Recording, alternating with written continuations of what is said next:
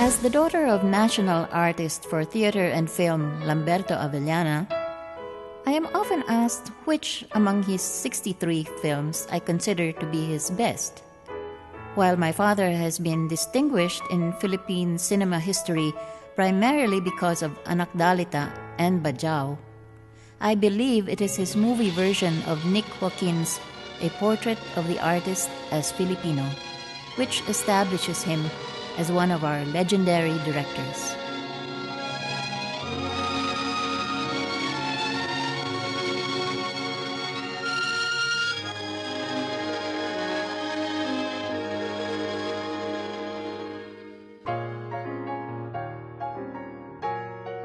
Portrait is probably Philippine literature's most widely viewed and successful play.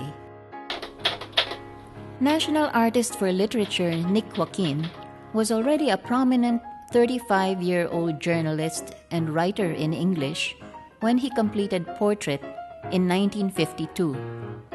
That was also the year when the play first appeared in Weekly Women's Magazine. There's no question about it, that it is indeed one literary work that embraces many of the cultural problems that confront the Filipino. Among those who first read Portrait and found it deeply moving was my mother Daisy, who at the time was a well-known theater actress and drama coach. She had been married to my father since 1938, and their relationship would extend to their professional careers. It was Mama, for example, who wrote the screen story for Sakay, the first movie my father directed in 1939. 1939 was also the year in which my parents, sharing a passionate love for the theater, founded the Barangay Theater Guild with some other stage-struck friends. But it wasn't until 1955 that theater audiences would see the first full performance of Portrait. Well, not quite in full, because my parents had to cut an hour and a half from the play's original length of 4 hours. In the course of the next decade, Portrait would become the Barangay Theater Guild's signature play. It had one of the longest runs in Philippine theater history, performed 160 times for very receptive audiences. In the meantime, my father had left LVN Studios, for which, as one of its leading contract directors, he had made some 32 movies in the 1950s. This was the so-called golden age of Philippine cinema. LVN was owned by the legendary matriarch Doña Narcisa Viuda de Leon, or Doña Sisang, as she was simply and affectionately called.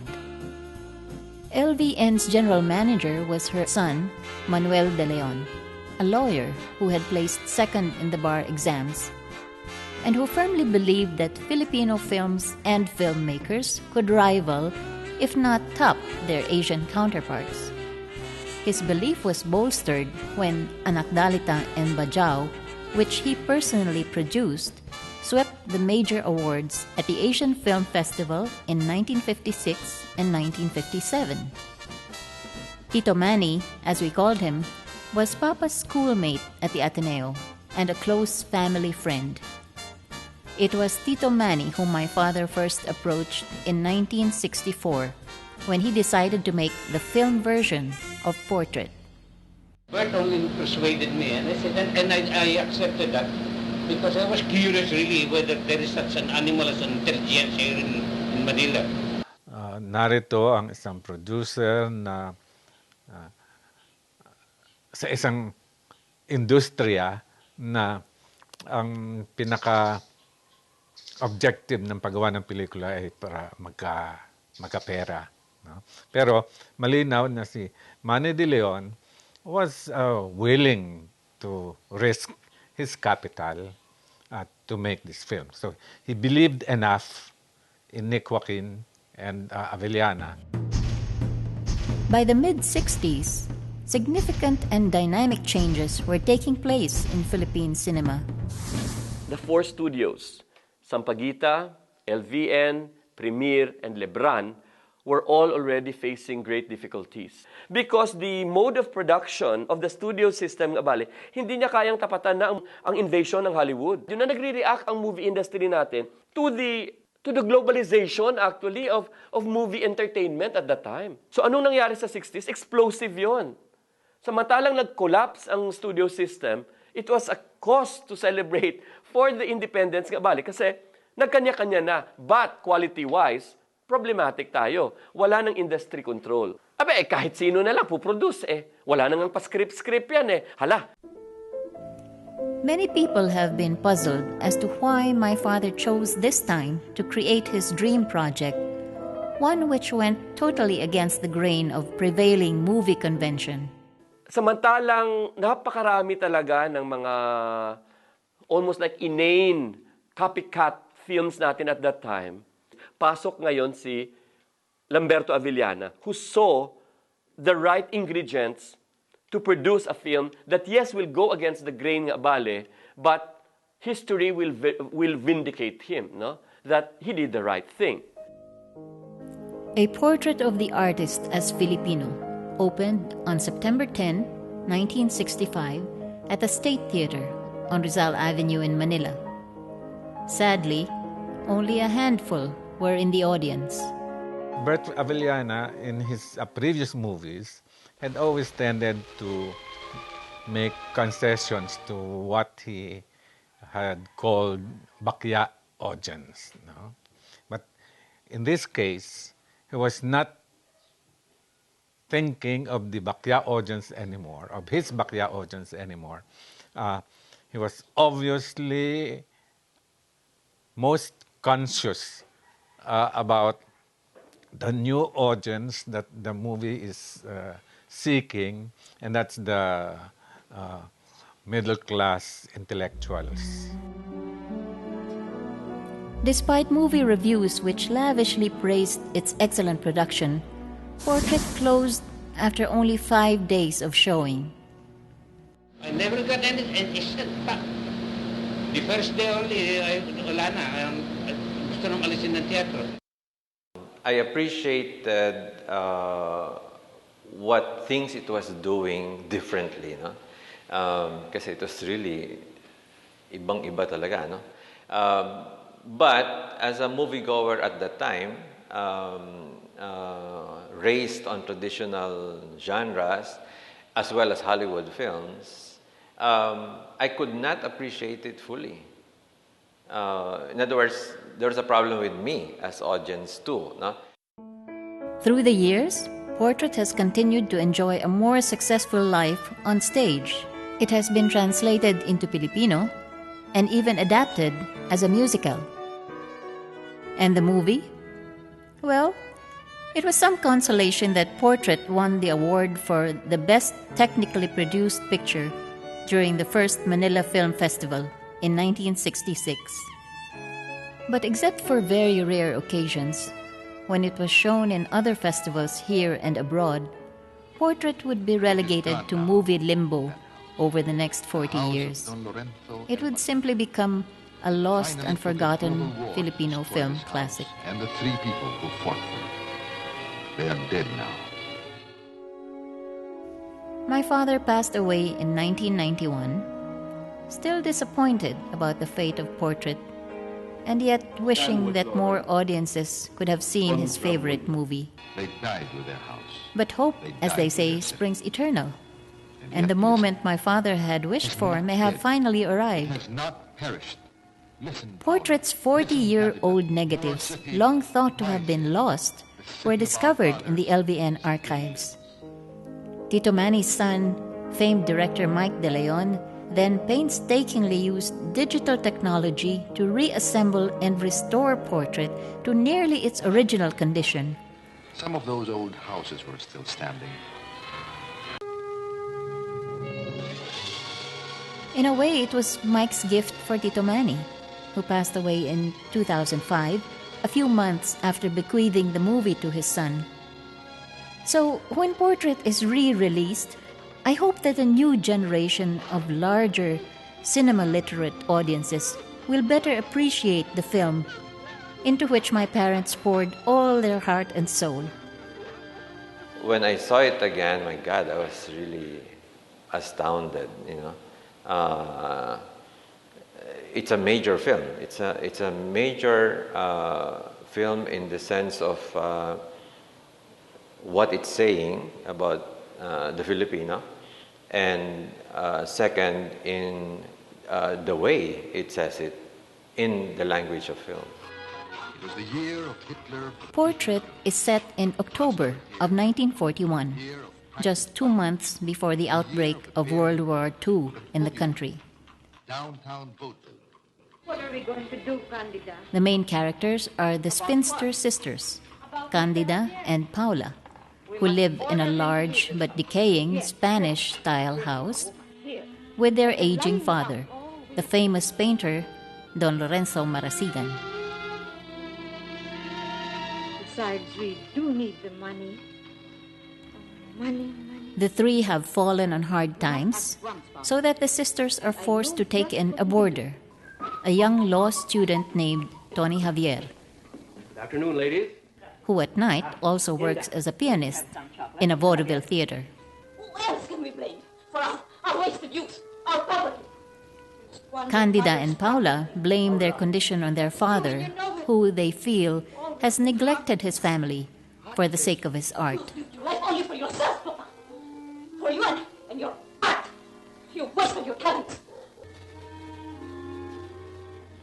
To make up for his shortcomings, Don Lorenzo creates a magnificent painting, which becomes not only an object of greed, but also a means of redemption for the central characters. Sabihin man natin na black and white yun, alright? Sabihin naman natin na Ingles yun. Sabihin man natin na teatro ang konbensyon yun.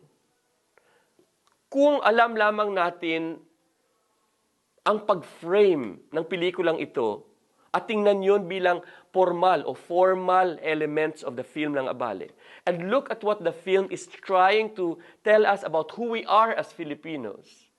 What is the role of art in our society? These are the issues that will never be outdated. Thank you, Papa. What I find most appealing about Portrait is its emphasis on strong family relationships.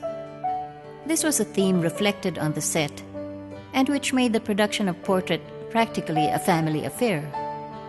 First, there was Papa as director, then my mother as Candida, a role with which she has always been identified. And behind the scenes were my brother Lamberto Jr., or Bats as he's called, and me. Bats and I were two of the movie's assistant directors. The ensemble cast consisted mainly of veteran Barangay Theater Guild members and movie character actors. Most of these performers had previously worked with my father, and many had become close family friends. I'm not a young girl anymore. There was something very sisterly that I felt for Daisy. And I'm sure that Daisy must have given her approval to my choice as Paula before even Bert came to invite me.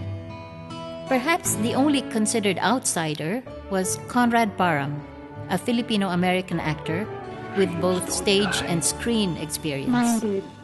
I did tell myself that I have to feel something I have to like Conrad and even admire him to be able to play the role of Paula credibly. Of course, I was also a little worried because I was married. To save on costs, my parents, who also wrote the screenplay under their pen names of Donato Valentin and Trinidad Reyes, decided to cut another 50 minutes from the script they had used on stage. However, to enhance Portrait's cinematic appeal, they added several crucial scenes which were not in Nick Joaquin's original play. Scenes that would establish the conflict of the culture, as well as helped to characterize the personalities in the play. Here, Bert Avellana was definitely doing what might be called an artful movie. He uses actually the style of neorealism. And how do you do that? You seek actual locations so that it is authentic. The costumes are authentic. The looks of the people are authentic. He did not use actors, actresses of the mainstream cinema because that's going to get in the way. Among my father's most critical decisions was the selection of the film's location. To represent the Marasigan residents, he chose a large 150-year-old house in Biñang, Laguna, which was owned by the family of Flori Yaptinchay, wife of former FEU President Teodoro Evangelista. Shooting in Biñang meant making special arrangements, especially for the cast. Since most of them also held professional jobs, shooting could only be done during weekends. Cast and crew also had to live in the house during filming. All of us accepted these arrangements gladly, but apparently not the deceased relatives of Mrs. Evangelista, who continually made their presence felt during shooting. My husband came one weekend, and right after that he became sick. And there was talk that probably the ghosts of the house in Biñan disapproved of outsiders. But aside from these ghostly disturbances, the shooting of Portrait, which began on January 15, 1965, went very smoothly. I can bear no more. Oh boy, it was really tiring. I would tell myself, boy, you're really buang. Imagine doing a thing like this. But if I had to do it again, I would do it again. We finished shooting Portrait on the third week of March 1965. From then on, the footage we had shot underwent the tedious but critical stages of editing and musical scoring, where my father was always hands-on. My next and final involvement with Portrait was during its premiere at the Rizal Theater in Makati. I remember it was raining that night, but I knew that Papa, along with my mother and the rest of the cast, felt very happy with and proud of what they had accomplished. Bert's work was way ahead of the times because it can hold its own now, even now. It is not for us in the contemporary period to condemn what our earlier generations have been doing. It is our duty to preserve them because these are like snapshots of history. May bahagi ng ating kasaysayan na nakapaloob dito sa pelikulang ito at mahalagang kilalanin. After 40 years, I now leave it to today's audiences to pass judgment on Portrait as a movie, as a work of art. But I feel that the film's message is timeless, meant for all who still believe in tradition, goodness, and beauty. And for artists like myself, the message is also contra mundum, to stand by your work no matter what. I know that my father firmly believed in this principle. For me, that is what makes him a true Filipino artist.